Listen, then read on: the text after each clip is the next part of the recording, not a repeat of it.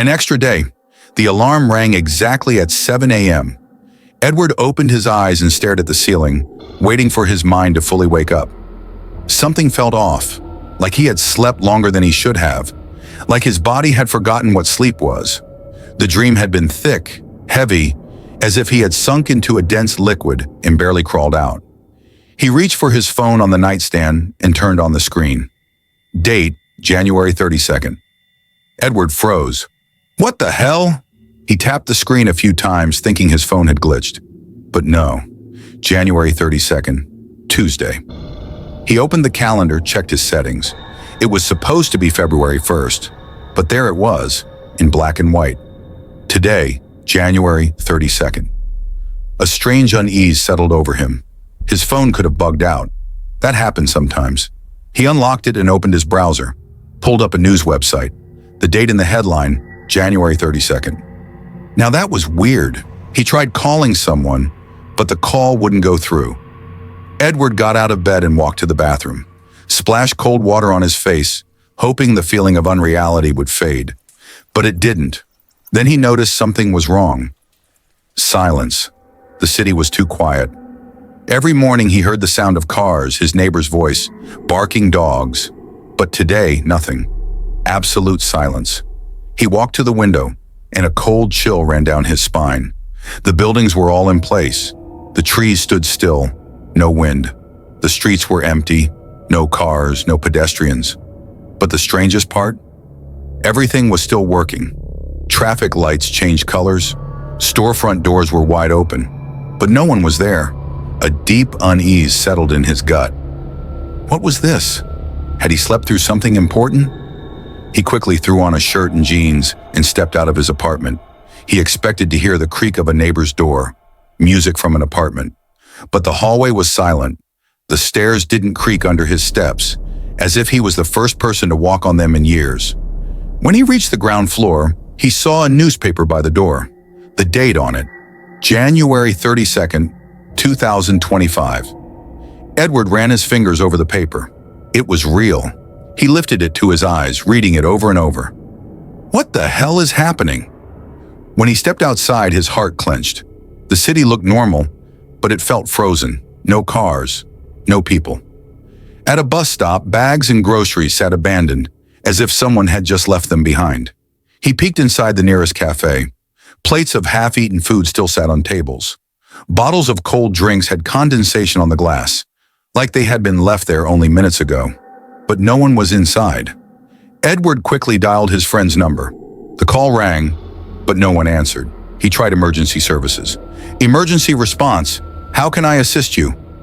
Edward froze. Can you hear me? Emergency response.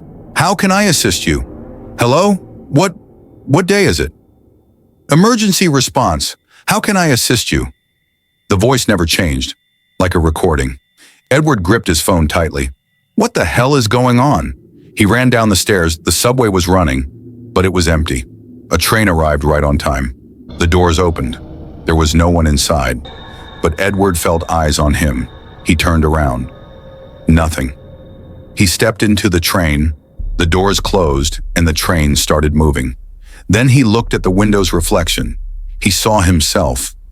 But his reflection, it wasn't moving. It just stood there, staring at him. Edward's skin prickled with fear. Something was very, very wrong, and he had to figure out what. The subway stopped. Edward stepped onto the station platform, but the moment the doors closed behind him and the train pulled away, all the signs and names on the walls disappeared. He turned, and at the far end of the platform, a man stood, perfectly still, staring directly at him. Edward froze. The figure at the far end of the platform stood perfectly still. He couldn't make out the details.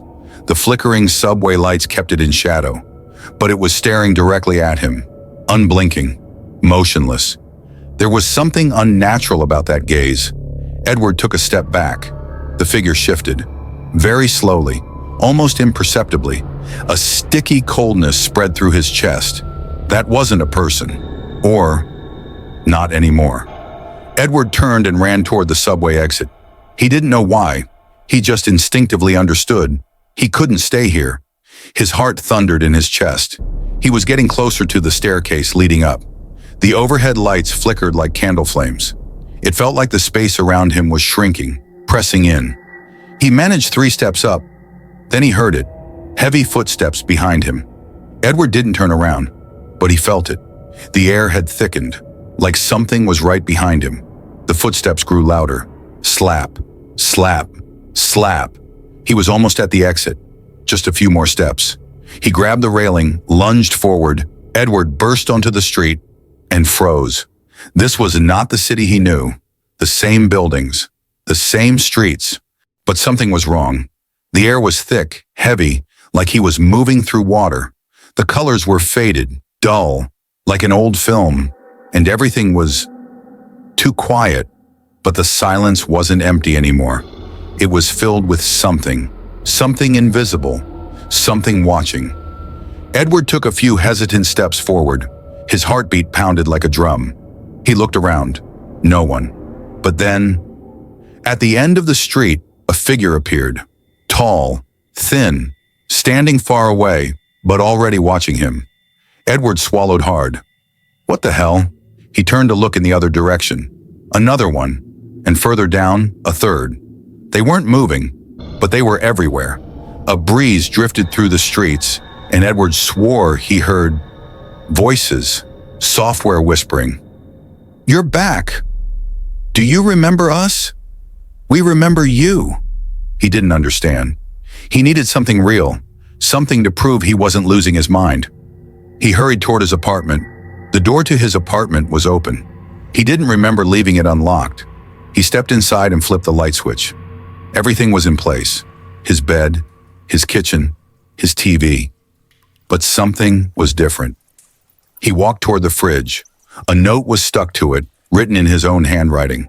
The note read, "This isn't the first time." Edward froze in place. His reflection stood right in front of him, but something was wrong. He hadn't moved, but his reflection was smiling. Too wide, too unnatural, like its mouth had stretched farther than it should. He tried to remember. Had he blinked? But the reflection never blinked back. It just stared. And then, it took a step forward, but Edward hadn't moved. That's when he realized, this wasn't him. This wasn't his reflection. He staggered backward, his breath hitching. Then, his phone rang. He flinched, his heart nearly leaping out of his chest. His eyes were still locked on the mirror, but he grabbed the phone. The screen showed no number, just one word. Answer. His fingers trembled as he raised it to his ear. Silence. And then, his own voice. You know what to do. The phone slipped from his hand. He spun back toward the mirror. His reflection's smile stretched wider. A crack. The glass split. Like even the mirror itself couldn't handle what was happening. The cracks deepened. And then, it shattered. But even in the broken shards, his double was still smiling. Edward bolted for the door and ran outside. But the city, it wasn't the same. The streets had shifted. Buildings were out of place. Roads twisted like a maze, as if the world itself was rearranging around him. Then, he heard footsteps from everywhere. He turned and saw them. People. But they had no faces. The figures moved closer, faceless. They said nothing, but the whispers filled the air.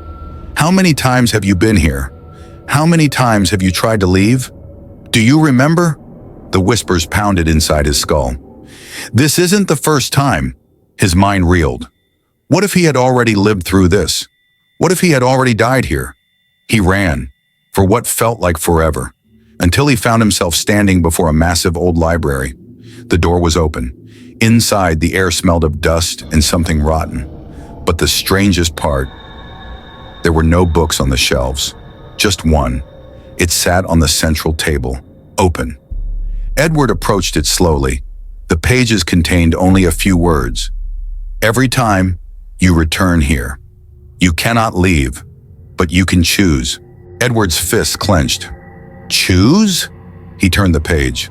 A photograph of himself, but standing beside him was the other Edward, the one from the mirror.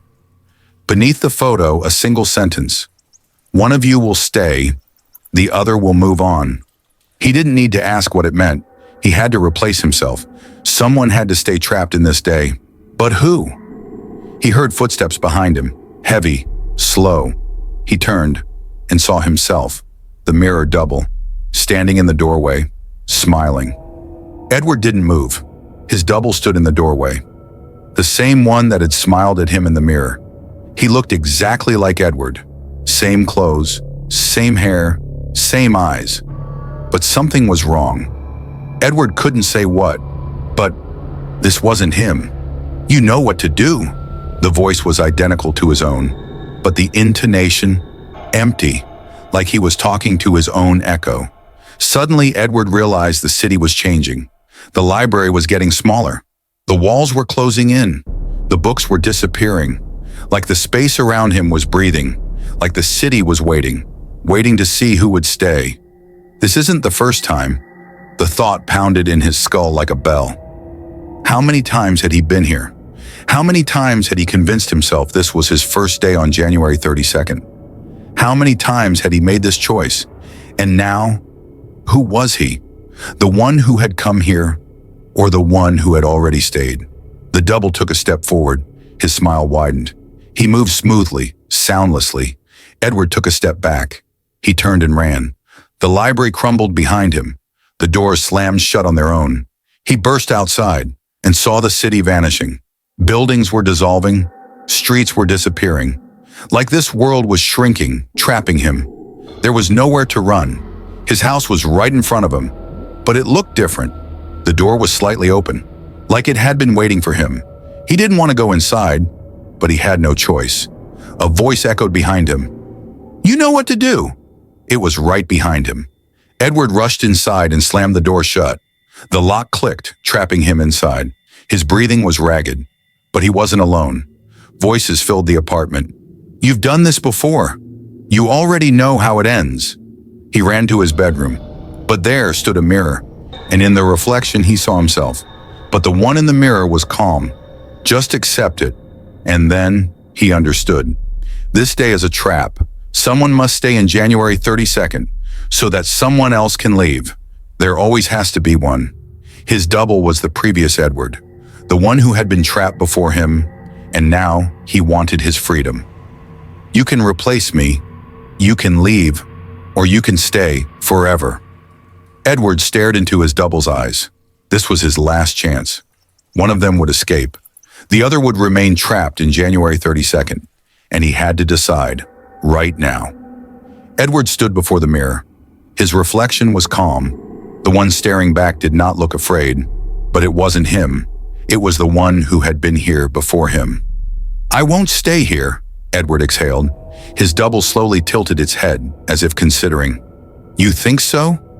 The voice hadn't changed, but there was something foreign in it, as if it had spoken this line before, as if it had heard it thousands of times.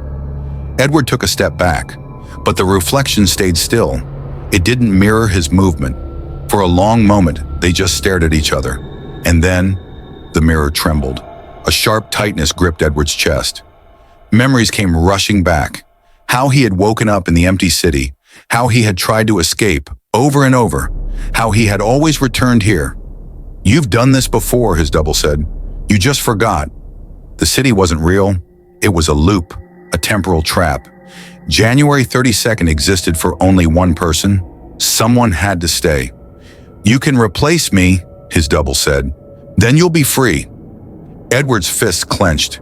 He didn't want to stay here. But if he left, someone else would be trapped in January 32nd. "You can escape," the double repeated. "You already know how." He remembered. He had killed himself before. He had made this choice before. But back then, he didn't remember what was happening. Now he knew. And if he chose to do it again... The mirror rippled like the surface of water. His double stepped forward. Edward felt its hand on his shoulder. "Just accept it." He closed his eyes and he shoved it into the mirror. The glass shattered into thousands of shards. The apartment shook. The air compressed. Everything around him was dissolving. The city dimmed. Streets vanished. Edward fell into the darkness. And then the alarm rang. 7 a.m. He shot up in bed, gasping for air. His hands were shaking. He looked around. He was in his apartment. He was back. He had escaped. He picked up his phone. The screen displayed February 1st. He closed his eyes, exhaling in relief. But then, from the mirror, a whisper. "You know what to do." Edward's fists clenched. "Choose?" He turned the page. A photograph of himself. But standing beside him was the other Edward, the one from the mirror. Beneath the photo, a single sentence. "One of you will stay. The other will move on." He didn't need to ask what it meant. He had to replace himself. Someone had to stay trapped in this day. But who? He heard footsteps behind him. Heavy, slow.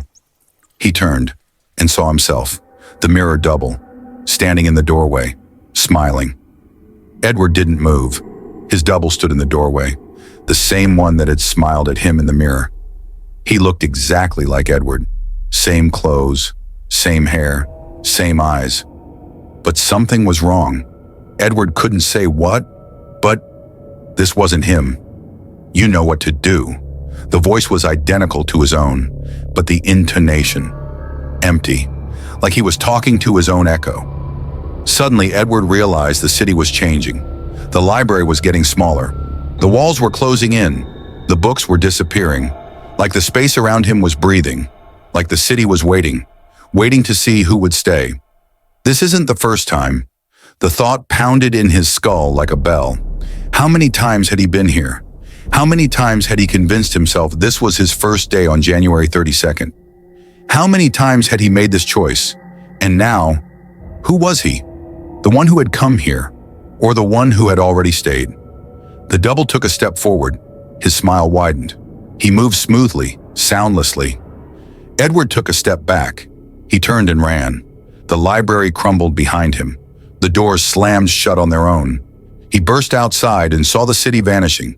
Buildings were dissolving. Streets were disappearing. Like this world was shrinking, trapping him. There was nowhere to run. His house was right in front of him, but it looked different. The door was slightly open, like it had been waiting for him. He didn't want to go inside, but he had no choice. A voice echoed behind him. "You know what to do." It was right behind him. Edward rushed inside and slammed the door shut. The lock clicked, trapping him inside. His breathing was ragged, but he wasn't alone. Voices filled the apartment. "You've done this before. You already know how it ends." He ran to his bedroom, but there stood a mirror, and in the reflection he saw himself. But the one in the mirror was calm. Just accept it. And then he understood. This day is a trap. Someone must stay in January 32nd, so that someone else can leave. There always has to be one. His double was the previous Edward, the one who had been trapped before him, and now he wanted his freedom. "You can replace me. You can leave. Or you can stay. Forever." Edward stared into his double's eyes. This was his last chance. One of them would escape. The other would remain trapped in January 32nd, and he had to decide. Right now. Edward stood before the mirror. His reflection was calm. The one staring back did not look afraid. But it wasn't him. It was the one who had been here before him. "I won't stay here," Edward exhaled. His double slowly tilted its head, as if considering. "You think so?" The voice hadn't changed, but there was something foreign in it, as if it had spoken this line before, as if it had heard it thousands of times. Edward took a step back, but the reflection stayed still. It didn't mirror his movement. For a long moment, they just stared at each other. And then, the mirror trembled. A sharp tightness gripped Edward's chest. Memories came rushing back. How he had woken up in the empty city. How he had tried to escape over and over. How he had always returned here. "You've done this before," his double said. "You just forgot." The city wasn't real. It was a loop, a temporal trap. January 32nd existed for only one person. Someone had to stay. "You can replace me," his double said. "Then you'll be free." Edward's fists clenched. He didn't want to stay here, but if he left, someone else would be trapped in January 32nd. "You can escape," the double repeated. "You already know how." He remembered. He had killed himself before. He had made this choice before. But back then, he didn't remember what was happening. Now he knew. And if he chose to do it again... The mirror rippled like the surface of water. His double stepped forward. Edward felt its hand on his shoulder. Just accept it. He closed his eyes and he shoved it into the mirror. The glass shattered into thousands of shards. The apartment shook. The air compressed. Everything around him was dissolving. The city dimmed. Streets vanished. Edward fell into the darkness. And then, the alarm rang. 7 a.m. He shot up in bed, gasping for air. His hands were shaking. He looked around. He was in his apartment. He was back. He had escaped. He picked up his phone. The screen displayed February 1st. He closed his eyes, exhaling in relief. But then, from the mirror, a whisper. "You know what to do." Someone in my bed. After the divorce, she had even enjoyed it. No dirty dishes left in the sink, no arguments over what to watch at night, no loud breathing beside her in bed. She could finally relax. Her new apartment was small but cozy, a bedroom with a huge bed, a living room, a tiny kitchen. The building was quiet and the neighbors never bothered her. Everything seemed perfect. But on the first night, Claire noticed something strange. When she woke up in the morning, the sheet beside her was wrinkled, as if someone had been lying there all night. She blinked, trying to fully wake up. "Ridiculous," she muttered. Maybe she had tossed and turned in her sleep. Maybe she had crumpled the sheets when she got up to use the bathroom. But the feeling was unsettling, like she wasn't alone anymore. On the second night, Claire went to bed late. She switched off the light, curled up under the blanket, and enjoyed the silence. She was just drifting off when she felt warmth beside her, like heat radiating from another body under the sheets. She jerked upright in bed. Nothing, only silence. The room was dark, the only light coming from the street lamp through the curtains. But the feeling didn't disappear. She felt it, as if someone was there. She shook her head, forcing herself to dismiss the thought, and lay back down. But as soon as she closed her eyes, the bed creaked, like someone had just gotten up. Claire told herself it was nerves. Her mind hadn't fully recovered from the divorce. She was just overthinking. But deep down she knew this wasn't in her head.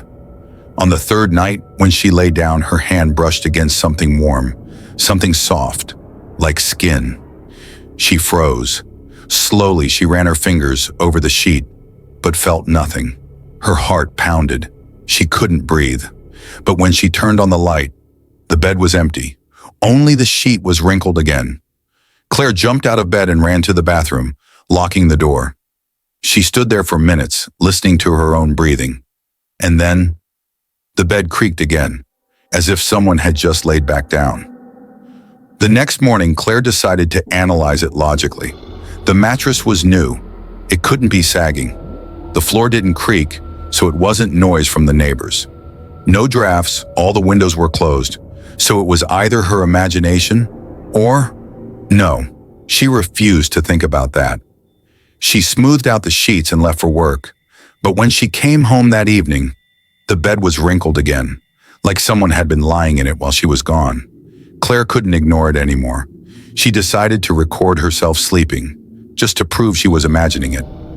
She set up her phone on the nightstand, pointed it at the bed, switched on night mode, and lay down. But sleep didn't come easily. Now she felt it every second, like something was waiting for her to relax, like something was watching. In the morning, Claire grabbed her phone with shaking hands. She didn't even know what she was expecting to see. She opened the recording, sped through it. At first, everything looked normal.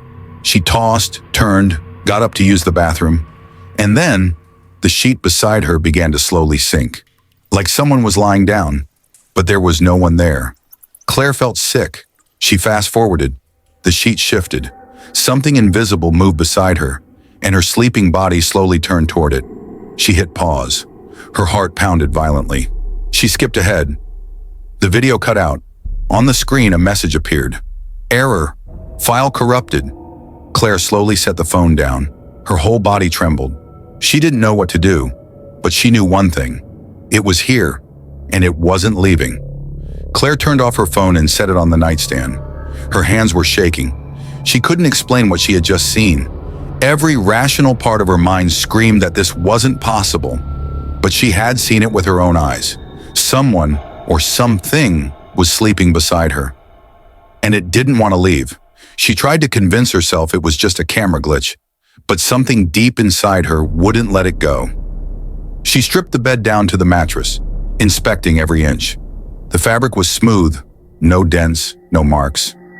Everything looked normal, but she knew tonight it would happen again. She didn't feel safe. She went to bed, but sleep didn't come easily. She lay awake, listening to the silence, afraid to blink, afraid to move. It took hours before exhaustion finally took over, but just minutes after she drifted off, she woke up to the feeling of something touching her shoulder. She jerked up, gasping, fumbling for the light. The bed was empty, but the sheets were wrinkled, as if they had just moved. Claire gasped for air. Her heart pounded painfully in her chest. Slowly, she looked down at her arm. Her skin was cold, but on her wrist, there was a mark, like fingers had gripped her. Not a bruise, but a faint red imprint. She bolted out of bed, ran to the bathroom, and locked the door. She turned on the light, stared at herself in the mirror. Her breathing was ragged. Her eyes were red. She turned on the sink, splashed cold water on her face, and then the bed creaked. The sound was quiet, but undeniable. The exact creak that happens when someone moves in bed. Claire froze. Water still dripped down her face. She wanted to tell herself it was the wind, that she had imagined it. But then she heard footsteps, software on the carpet, in the bedroom, right outside the door. She clamped a hand over her mouth, holding back a scream. What should she do?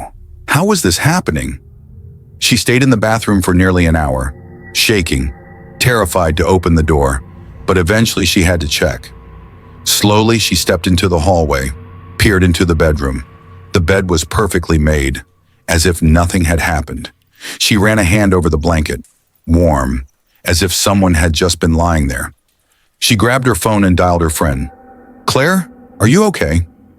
"I'm scared," she whispered, voice unsteady. "Every night, I don't know what it is, but it's here. Are you sure it's not just stress?" Claire looked at the bed, the wrinkled sheets, the mark on her wrist. "I don't know. Do you want me to come over?" She wanted to say yes, but suddenly she realized something. She didn't want anyone here. She didn't want anyone else in this bed. It didn't want anyone else. She murmured, "No, it's fine, I'll handle it," and hung up. She was alone, with it. That night, Claire woke up again. She felt it, the bed slowly sinking beside her, as if someone had just laid down. And this time, she knew it was holding her. It wasn't going to let her go. Ever. Claire woke up again in the middle of the night. This time, she knew immediately that something was wrong. The room was too dark. The shadows felt thicker, heavier, suffocating.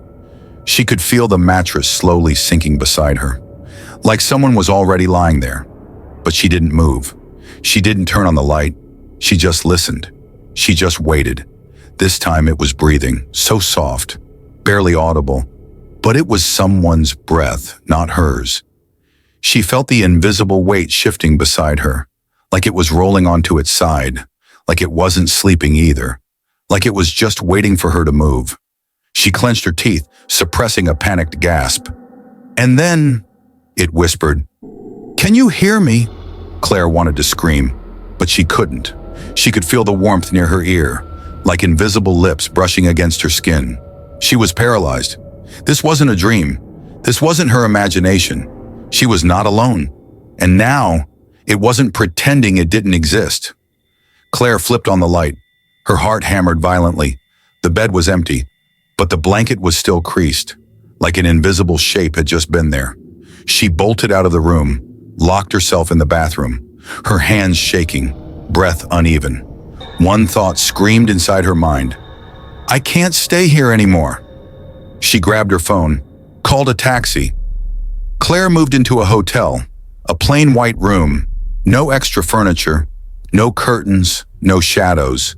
She told herself it wouldn't find her here, that it was tied to the apartment, that this would end.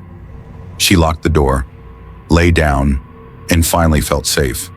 Claire woke up exactly the same way, with the overwhelming feeling that something was there, that she wasn't alone, that it had followed her. Her heart stopped as she felt the mattress slowly sink beside her, like it had climbed into bed with her, like it had never left. She forced herself to turn her head. The sheets wrinkled by themselves. She shuddered. This wasn't her home. This wasn't tied to the apartment. It was tied to her. Claire turned on night vision. She needed to see what was happening when she slept. She placed her phone on the table, pointing the camera at the bed, and lay down, eyes closed, body tense. But this time, she didn't sleep. This time, she waited. And when she felt the mattress sink beside her again, she didn't turn on the light. She didn't run. She just opened her eyes and looked. For a second, she thought she saw nothing. Just darkness. Just an empty room. But then she saw it. A shape. A dark, barely visible silhouette. Lying beside her. It didn't move. It just stared at her. And the moment Claire realized this, the camera shut off by itself. Claire jumped out of bed and grabbed her phone. With trembling hands, she tried to open the recording. File corrupted, just like last time. Like something didn't want her to see what was happening. Her breathing was ragged, her heart pounding violently. She lifted her gaze to the bed. The sheets were still wrinkled, like someone had just been lying there. But now she couldn't see it. And that was the most terrifying part. It was here. But now, it didn't want her to know. Claire knew. She couldn't stay here.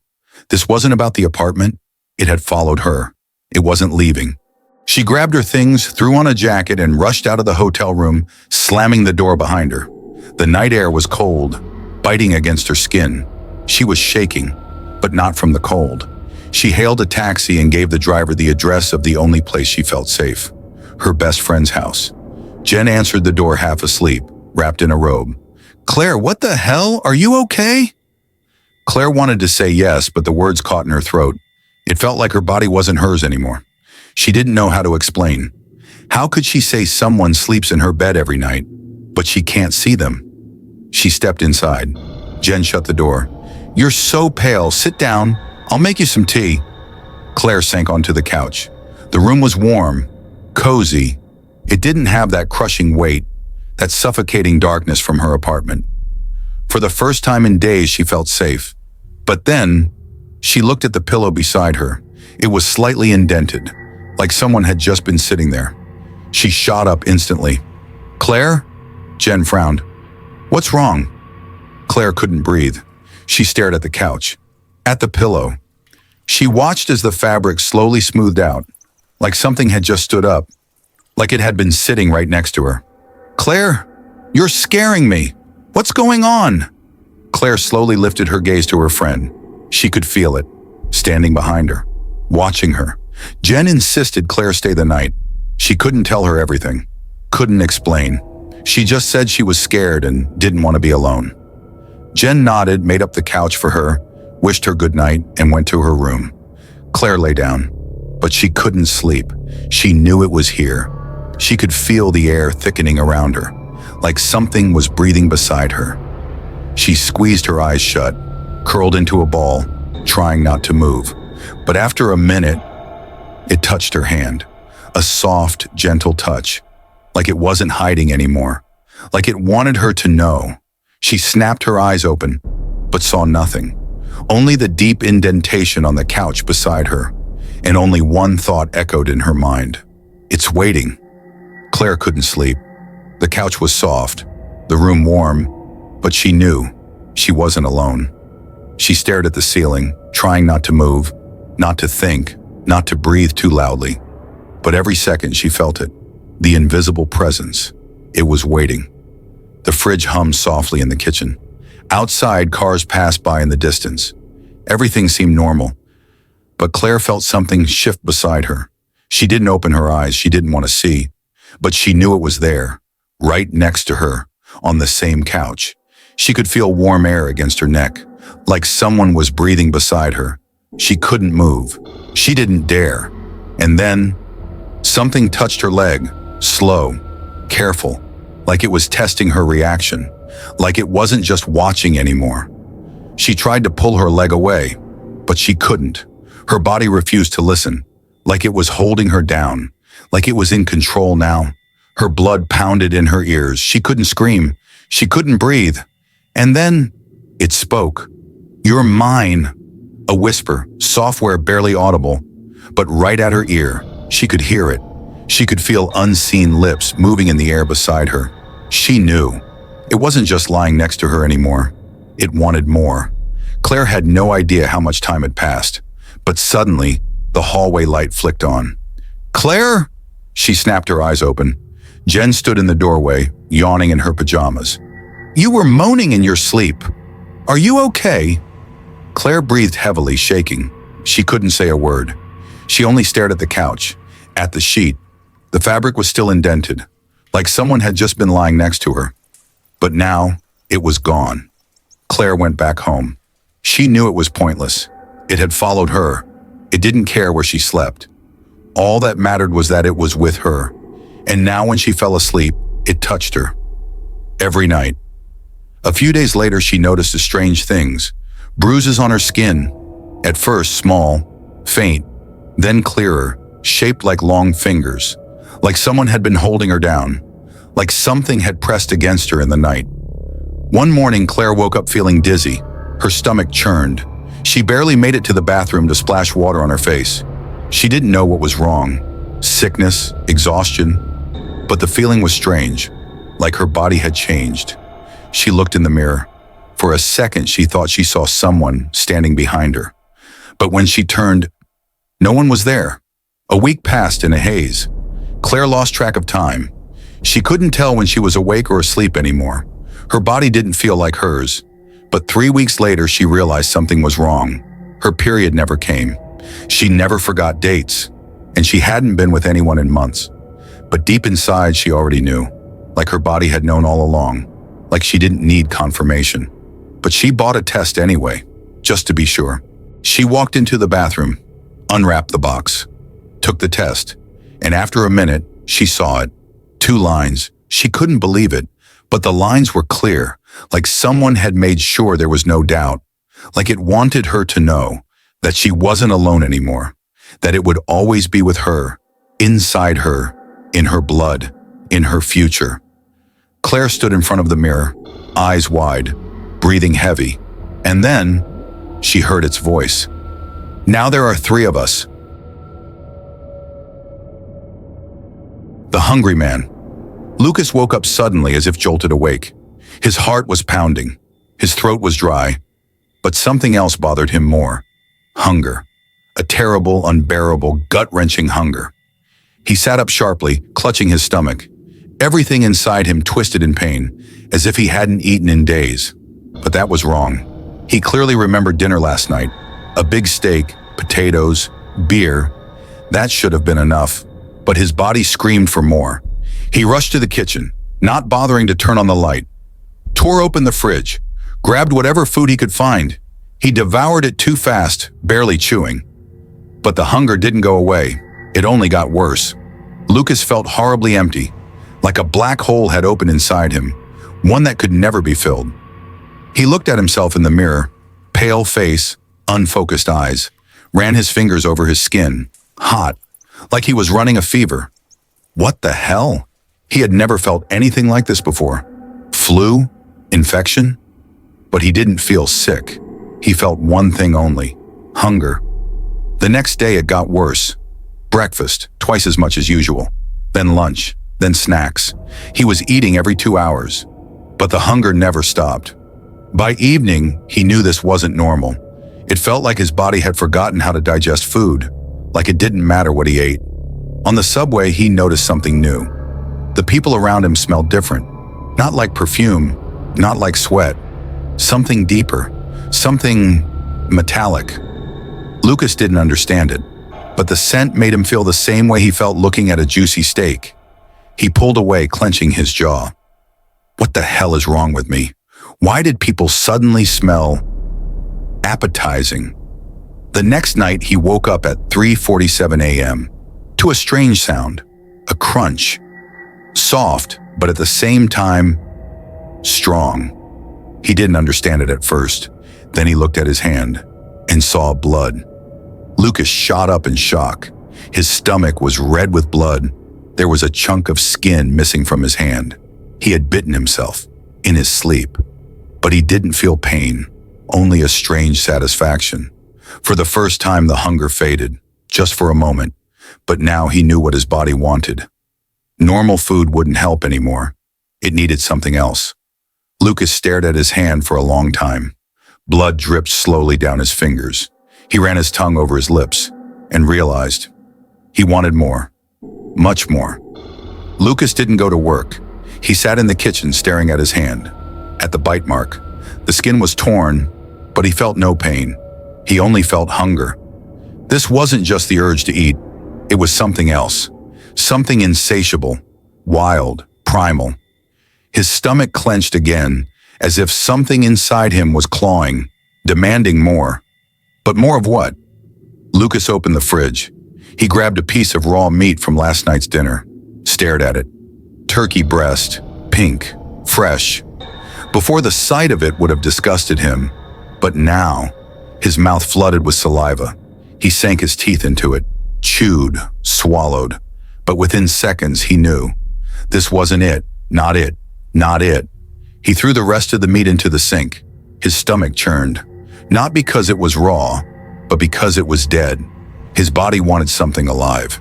He stepped outside. He needed to move, to distract himself.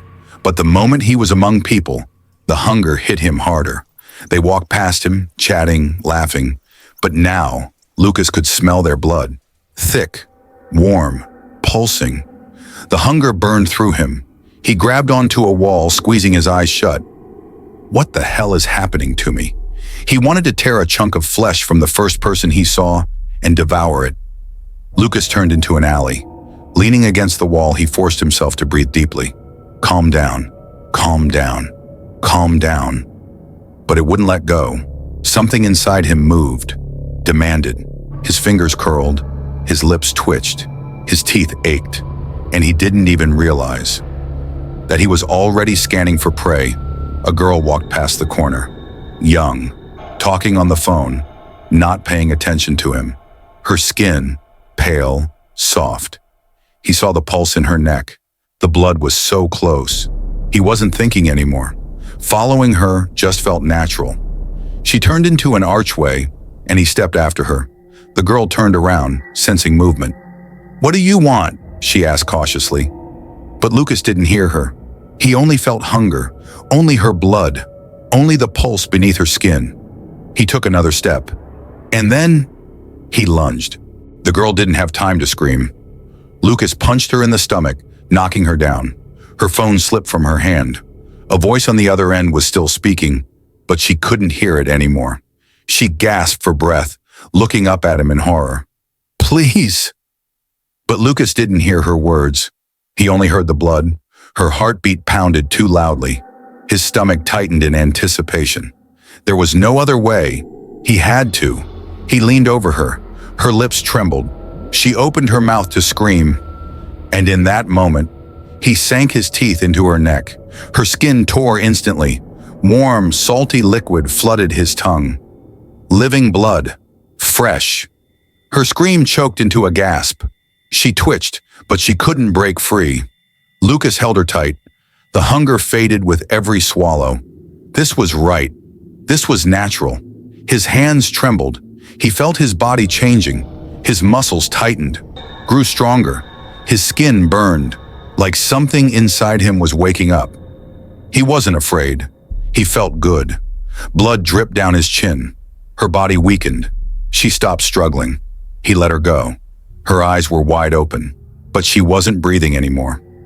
Lucas stared at the corpse, at the face frozen in terror, at the hands that had tried to push him away, and he felt nothing. The hunger was gone, but he knew it would return, and when it did, he would have to feed again. He stood up, licked the blood from his lips, and realized he wanted more. Lucas tilted his head back, inhaled, and suddenly, He could smell blood everywhere, in every person around him, in the entire city, and he knew this was only the beginning. Lucas walked down the street, feeling the blood in his veins surge with a new sensation. He had killed. He had drunk someone else's life, and it felt right. He should have felt horror, disgust, but instead his body shook with pleasure. He walked past people, and they all smelled like food. The scent of blood was everywhere, and he knew he wouldn't last long. That night he stood in front of the mirror. His face looked different, his eyes darker, his teeth slightly sharper. He didn't know if it was real or just his imagination, but he felt the transformation continuing.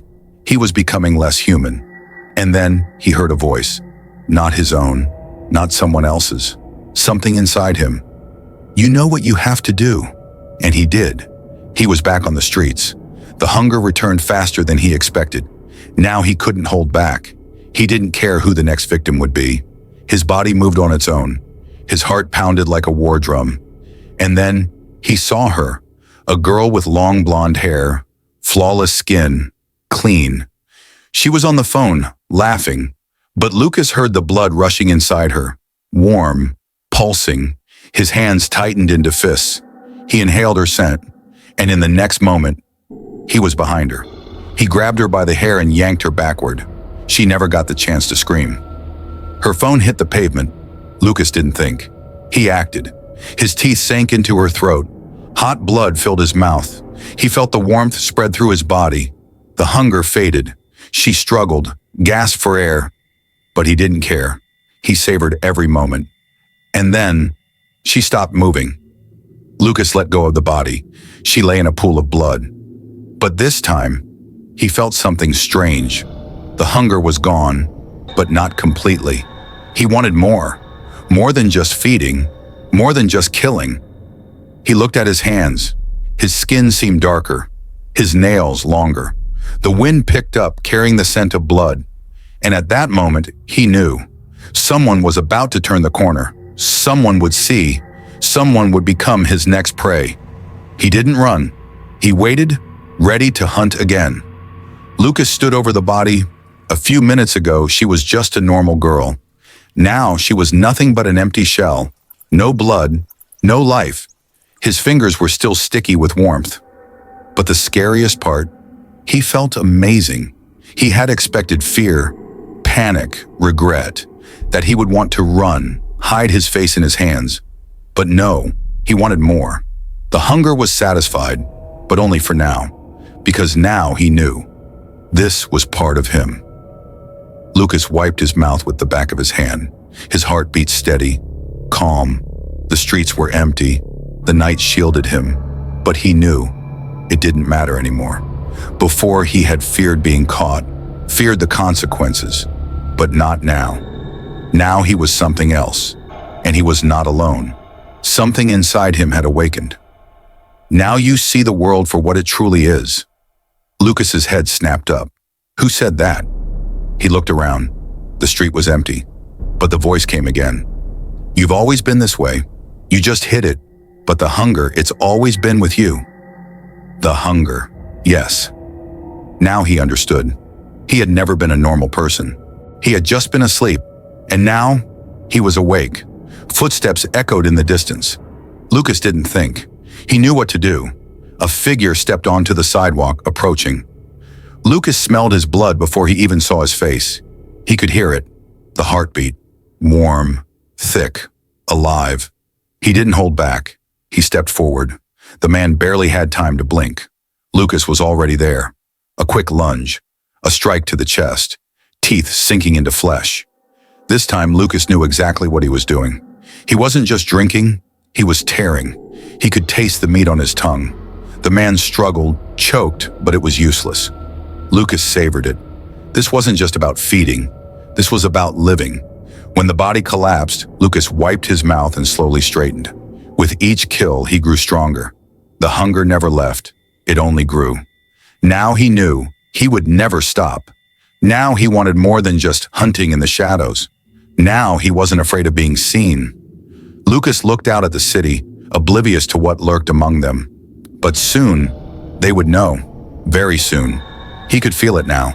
His body no longer belonged to him. He was not human. He was hunger. The curse of sleep. Alex woke up suddenly as if jolted awake. His chest rose and fell rapidly, his body covered in cold sweat. The dream. That dream. He had seen her again. The room, bathed in a dim, red glow. He reached for his phone to check the time. 3:47, same as last night, same as the night before. Every time the same. He got out of bed, walked to the kitchen, poured himself a glass of water. The glass trembled in his shaking hands. Why did this dream feel so real? Every night he found himself in the same place. An empty room, no furniture, no windows, only walls of deep velvet red and a soft, eerie red light glowing from above. Though there was no visible lamp, the air was still, heavy, carrying a faint metallic taste. And in the room there was a door, a simple white door, slightly ajar, but beyond it, nothing was visible. He never dared to step closer. His body froze the moment he even considered it, as if his instinct screamed, "Don't open it!" But everything in this dream pushed him forward, and every time, when he finally decided to take a step, he woke up, just like now. He looked out the window. The unnatural silence outside made his skin crawl. By morning, the dream had faded slightly, like his brain was trying to erase the details, refusing to remember. But he knew it would happen again tonight. He drove to work on autopilot, barely listening to the radio. A normal day at the office, a normal workload, but the feeling never left him. It was as if a part of him was still in that room. As he lay down to sleep, his heart beat just a little faster. What if he saw it again? He closed his eyes, and when he opened them again, he was back in the room, and the door was open just a little wider. Alex stands in the middle of the room. Everything is exactly the same as last time. The dark velvet walls, the dull red light, like he's trapped inside a lamp. And of course, the door.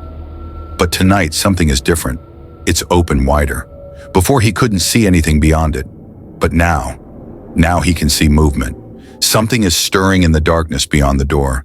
Quiet, slow, as if it's waiting, as if it knows he has returned. Alex can't move. His legs feel cemented to the floor. But in his head, one word pounds like a drum. Run. But where? There is no way out, only the door, and what hides behind it. He tries to wake up, tries to force his eyes open, but the dream doesn't release him. It doesn't end like before.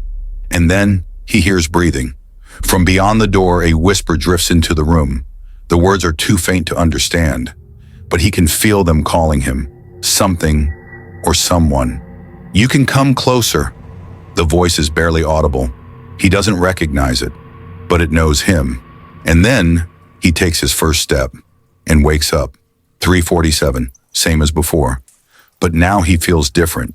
He had gone further in the dream than ever before, and that terrifies him.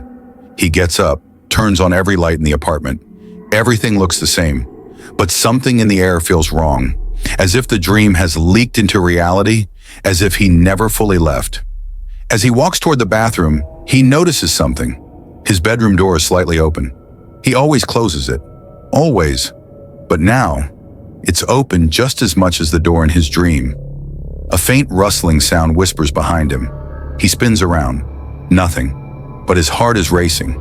He returns to bed, but it takes hours to fall asleep. The next day, he looks exhausted. His coworker, Jess, notices. "You okay?" "Just didn't sleep well," he mutters. "Too much coffee?" He wants to smile, but he can't.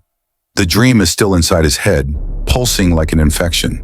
And then, for a moment, he feels something strange, like someone is watching him, staring.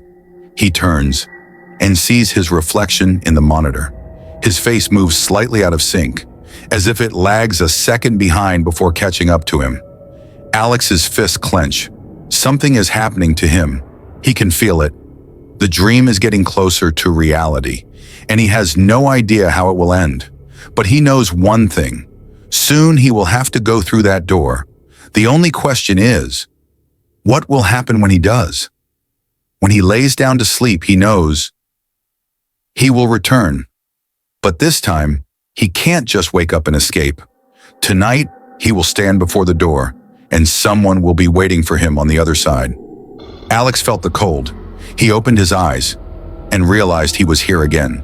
The same room, the same red light, the same door. But tonight, it was open even wider, wide enough for him to see inside.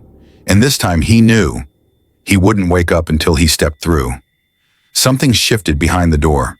A creak, heavy breathing, a whisper, too close. Come.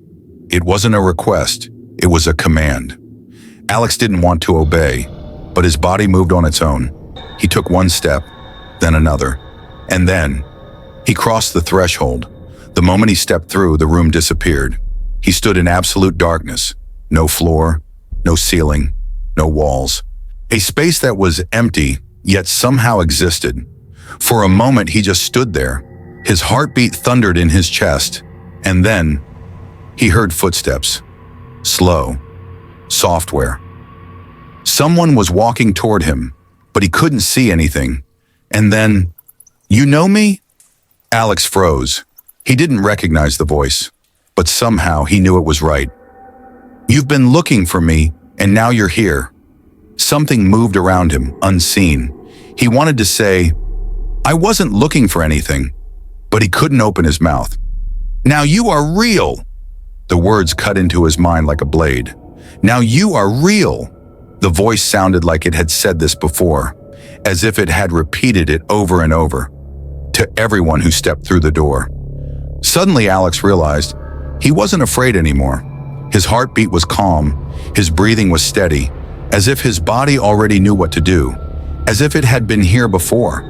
And then, he saw it. The footsteps stopped. Right in front of him, a figure emerged from the darkness. But it wasn't just anyone. It was him. Alex was staring at himself. The same clothes, the same eyes, but this other Alex was smiling. "You knew I was here." The other Alex tilted his head, like he was studying him, like he was deciding what to do. "We can't both leave." "Choose." Alex jerked awake, gasping for air. His heart pounded like a hammer. 3:47. He scanned the room. Everything was exactly where it should be, but the air felt wrong, as if he hadn't fully returned, as if part of him was still there. He walked to the mirror, stared at himself. Everything looked the same, but something was off. His eyes. There was something different in them, as if he wasn't entirely himself anymore, as if he wasn't the same person he was yesterday, as if something had come back with him. He felt something new inside him, a knowledge he couldn't explain, like he had remembered something he never knew. And behind him, in the mirror's reflection, his other self smiled again. But this time, Alex wasn't smiling.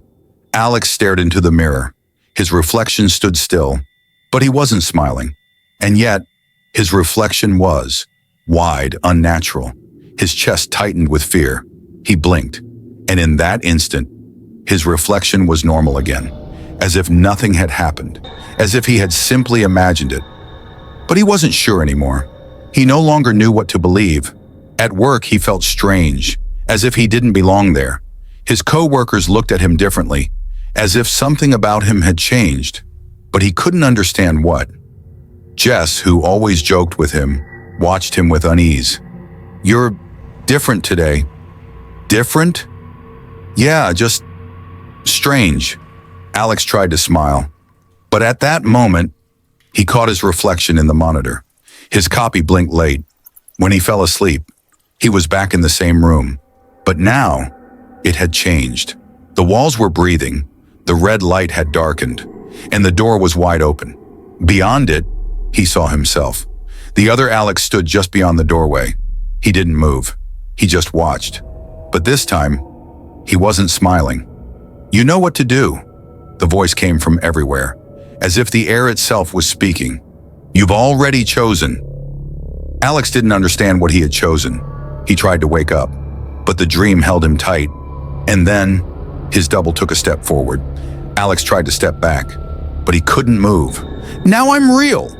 The voice was his own, but he knew it wasn't him speaking. The other Alex came closer, and at that moment, he realized something had changed.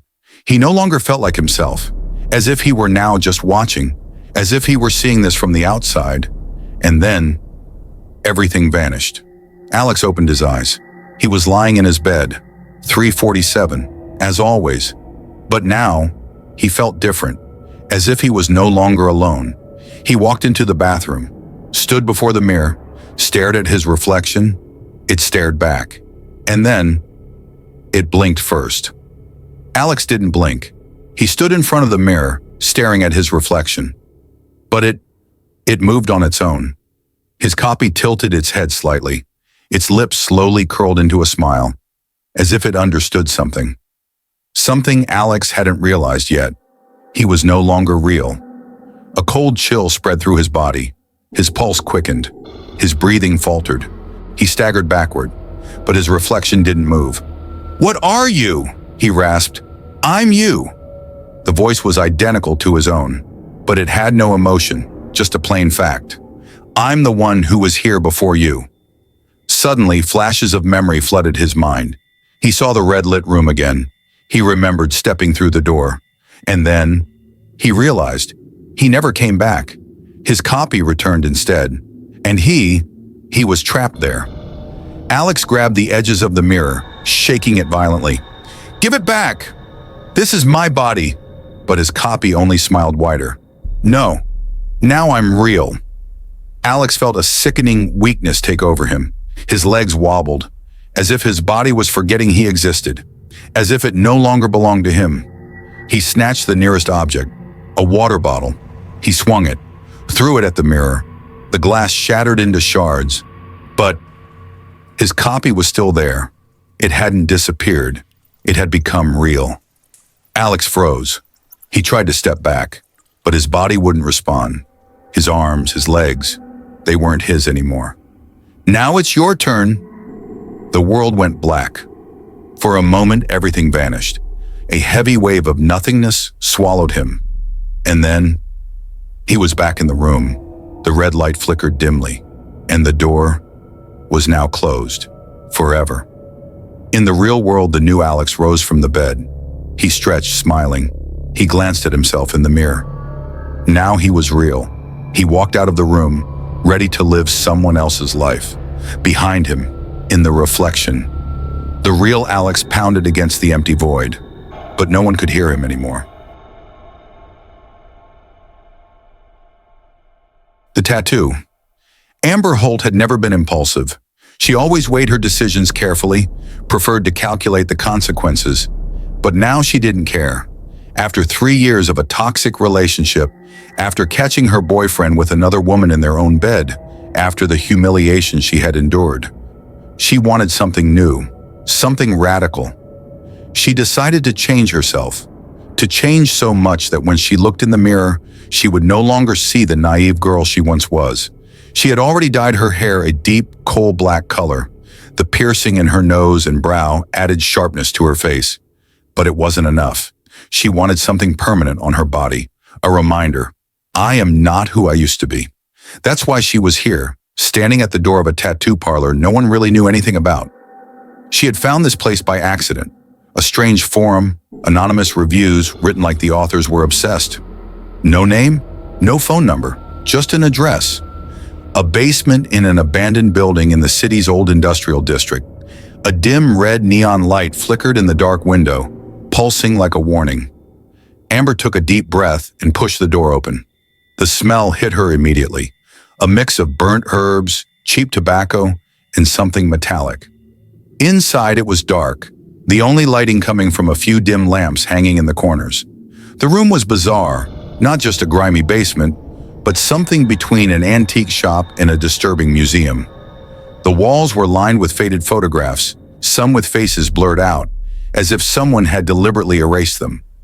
Shelves held glass jars filled with dried plants and what looked like pieces of skin. "You're new," a voice came from the shadows, and a man stepped out from behind a curtain in the corner. He looked strange, thin, with pale skin, long fingers, and colorless eyes. Bald with a smooth skull covered in tiny tattoos, so delicate they seemed to blend with his skin. "Kane," he introduced himself. "Do you know what you want?" Amber wanted to say yes, but hesitated. The man was looking at her as if he already knew the answer, as if he could see right through her. "I want something unusual, something no one else has." Kane smiled slightly. "Unusual? That means special. Very well." He pulled a sketch from a drawer and unrolled it in front of her. Amber's breath caught. The design was strange, a pattern of swirling lines, so intricate her eyes got lost in the details. The black lines twisted together, forming something like a stylized eye. But if she looked differently, it seemed like not an eye at all, but something alive, something that breathed. "This," she swallowed. "This is yours," Kane said quietly. "It chose you." Amber didn't know what he meant, but she couldn't tear her eyes away from the drawing. The longer she stared, the dizzier she felt, like the pattern was pulling her in. "Sit down," Kane said, already preparing the needles. She obeyed. When the needle touched her skin, she flinched. It didn't hurt, but the sensation was strange. A warmth spread through her arm, deeper than the surface, seeping beneath her skin. She heard the buzz of the machine, felt the slight vibration, but along with it came a feeling, like something foreign was slowly seeping into her veins. The process took about an hour. Kane worked in silence, precise, mechanical. When he finally wiped her arm clean, Amber looked at the tattoo. She held her breath. It looked perfect, not like a fresh tattoo with redness and swelling. It looked as if it had always been a part of her skin. The lines were crisp, deep, absorbed into her flesh. "What do you think?" Kane asked. "It's incredible," Amber whispered, unable to take her eyes off it. "You won't be the same anymore," he said. It wasn't a wish, it was a statement. Amber glanced at her arm once more. Everything would change now. When she stepped outside, night had already enveloped the city, the air crisp with a chill. She walked quickly, feeling the tattoo pulse beneath her skin, as if it was warming her. At home, in the silence of her apartment, she stared at the design in the mirror. She traced it with her fingers, trying to feel something more than just ink beneath her skin. Eventually, exhaustion took over, and she collapsed into bed without turning on the light. But sleep brought no peace. She dreamt of something slowly slithering beneath her skin, seeping through her pores, spreading through her veins. She saw thin fingers gliding across her arm from the inside, leaving black lines behind, shaping the pattern. She saw something watching her from the darkness. When she woke up, her heart was pounding. She jerked her gaze to her arm and gasped. The design had changed. The lines were different, as if someone had redrawn them overnight. Amber exhaled, trying to calm herself. Everything's fine. It was probably just a dream. She ran her fingers over the tattoo. Her skin was warm, almost hot, and the lines, they seemed deeper than yesterday. She stared at the pattern, trying to remember if it had looked exactly like this when she left the shop. But something was different. The lines were sharper, as if freshly redrawn, and the swirls on her wrist now curled in the opposite direction. Just my imagination, she tried to convince herself. Clenching her hand into a tight fist, she walked to the bathroom, turned on the cold water, and shoved her wrist under the stream. The pulsing sensation dulled for a moment, but returned within seconds. Amber shivered. She glanced at the mirror, and a chill ran down her spine. For a split second, it looked like the tattoo moved, not in the reflection, on her skin. She froze, her breath catching. "Number? No, that's impossible." Shaking her head quickly, she walked out of the bathroom and checked her phone. 8:34 a.m. Time for breakfast. She pulled on a shirt, forcing herself not to look at her arm, and headed to the nearest bakery. The air outside was crisp, and for a moment, Amber felt relieved. Maybe it was just exhaustion, just nerves after yesterday. After all, no one gets a tattoo and expects side effects. But something inside her wouldn't settle. When she stepped into the bakery, the bell above the door jingled softly. The scent of fresh bread filled the air, but Amber caught another smell, something metallic, faint but present. "Good morning," the woman behind the counter greeted her, an elderly lady with a kind face. Amber lazily scanned the display case, but nothing caught her eye. She wasn't hungry. "Can I help you?" the woman asked, frowning slightly. "No thanks," Amber muttered, already turning to leave. But the woman suddenly snorted in irritation. "Then why are you just standing there like a ghost? If you're not buying anything, don't hold up the line." Amber's head snapped up. "What? The line?" She glanced around. The shop was empty. Silence stretched between them. Something inside Amber shifted. She had never been aggressive, but right now she wanted to say something cruel. "Maybe you should stop wasting time on pointless chatter and wait for actual customers instead." The woman's eyes widened. "Rude girl," she muttered. Amber turned and walked out, feeling an odd sense of satisfaction. The moment she stepped outside, the burning in her arm stopped. For a second, it even felt like the pain was gone entirely. She paused, rolled up her sleeve, and looked at the tattoo. It hadn't changed. The lines weren't shifting anymore. They weren't flowing across her skin. She frowned. What the hell did that mean? She didn't have time to finish the thought. Her shoulder twitched on its own, like a nervous spasm, but too strong, like her body wanted to do something, but couldn't. By evening, Amber could no longer ignore it. She tried not to think about the tattoo, tried to focus on her daily routine, but the feeling inside her kept growing, like hunger. Not physical hunger, something else. She felt irritated. Her hands shook, as if something inside her needed to feel that surge of aggression again, like in the bakery. She even unlocked her phone, ready to text something nasty to her ex, but stopped herself. And the moment she hesitated, the pain in her arm returned. She looked down. The tattoo had changed again. Amber closed her eyes. Something tickled at the edge of her mind, like a thought she couldn't quite form. She walked to the mirror and looked at herself. For a second, she swore the pattern had become more intricate. The lines now converged at a single point, forming what looked like a pupil. She touched her skin, warm, like the tattoo was waiting for something more. Amber turned on the TV, hoping to distract herself, but something caught her attention. A news report. The elderly woman from the bakery had been rushed to the hospital, a heart attack. Amber's fingers clenched into a fist. Something inside her flinched. She looked down at her arm. The tattoo was still now. This time, for a long while. The woman from the bakery, a heart attack. She wanted to tell herself it was just a coincidence. That elderly people have health issues all the time, that a few harsh words couldn't possibly send someone to the hospital. But her hand, the tattoo wasn't moving. It was calm. And for the first time in days, Amber felt no burning pain, no itching heat beneath her skin. She felt relief. The next day, the pain didn't return.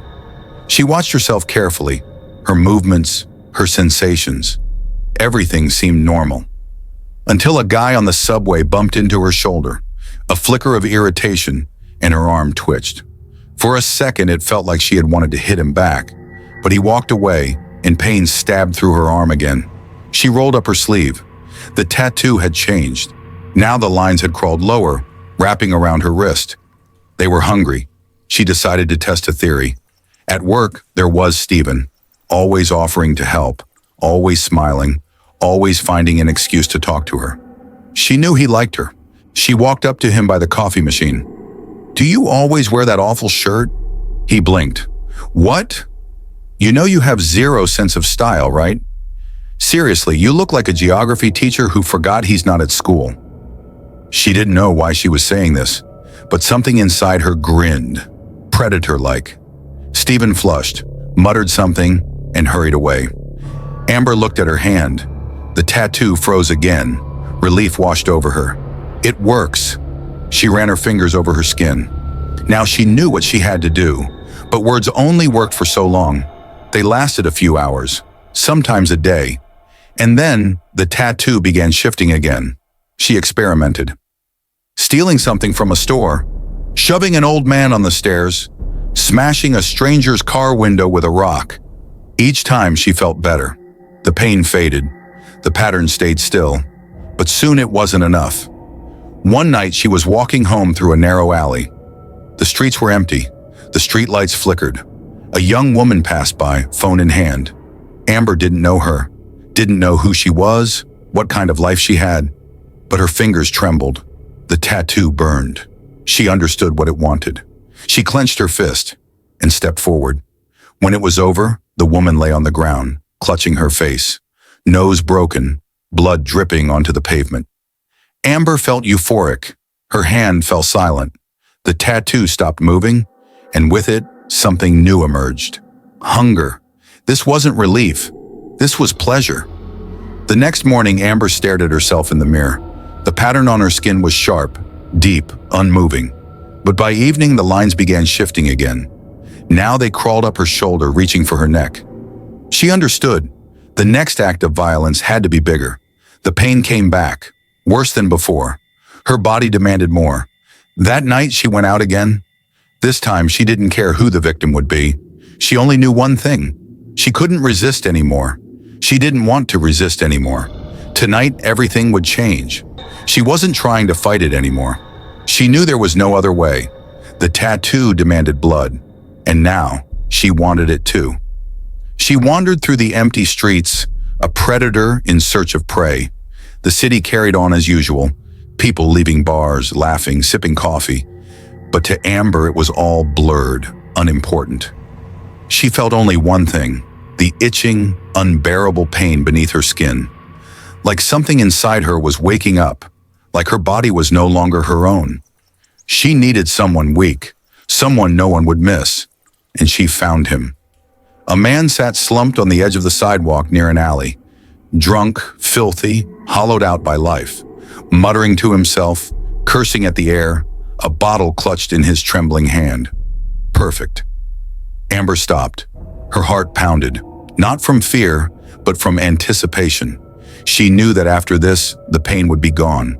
She took a step forward, her hand lifted on its own. The tattoo pulsed. She felt nothing. No fear, no hesitation, only need. "Hey, got a cigarette?"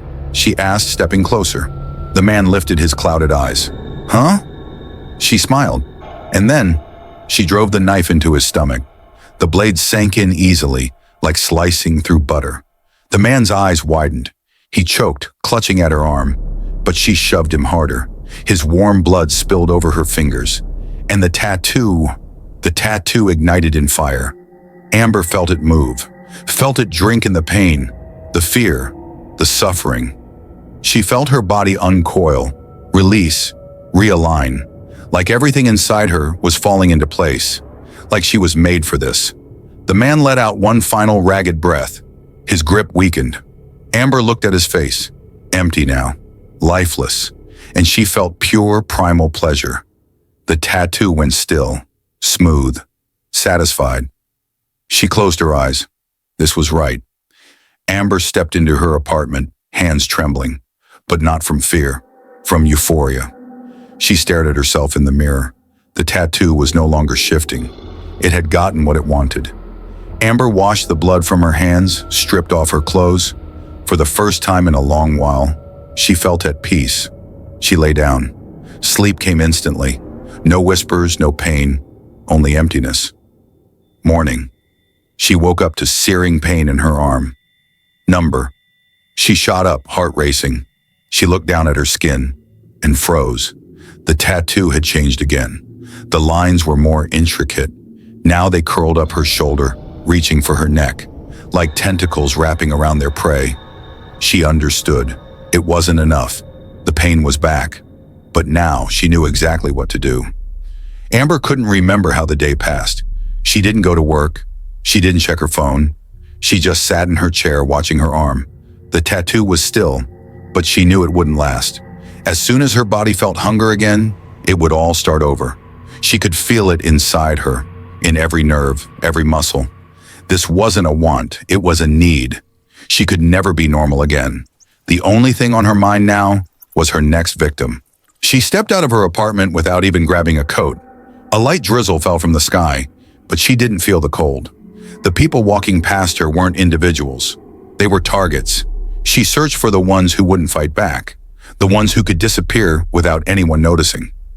Deep down, she knew she was becoming worse than a monster, but she couldn't stop. That night, she killed two. The first was a businessman who stopped at a corner store to buy a beer. She waited for him to leave, followed him into a dark alley. One strike. The second was a teenager skateboarding in an empty lot. He didn't even have time to scream. With every kill, she felt lighter. The tattoo didn't hurt anymore, but each time her skin darkened. The swirling lines deepened, turning into something more than ink. They grew beneath her flesh. Her reflection in the mirror became empty, like she wasn't herself anymore. She couldn't even remember the last time she had slept. For the second night in a row, she stood by the window, lights off. She didn't want to sleep. She wanted to go out again. But when she lifted her gaze, she saw him. Across the street, Kane stood watching her. He wasn't surprised. He wasn't afraid. He was pleased, like he knew this was always meant to happen. Amber didn't blink, didn't move. Kane smiled. Then he turned and disappeared into the shadows. She didn't need him anymore. Now she knew how to control it herself. By the third night, she lost count of the bodies. She moved quickly, precisely, effortlessly, as if her body had always known how to kill. She no longer felt regret. Each fresh corpse brought relief, but each time, the relief faded faster. Now all she wanted was more blood. Every person she saw was just a resource, like food, like she wasn't human anymore. The tattoo covered almost all of her: arms, shoulders, back, neck. It had begun to crawl up her spine.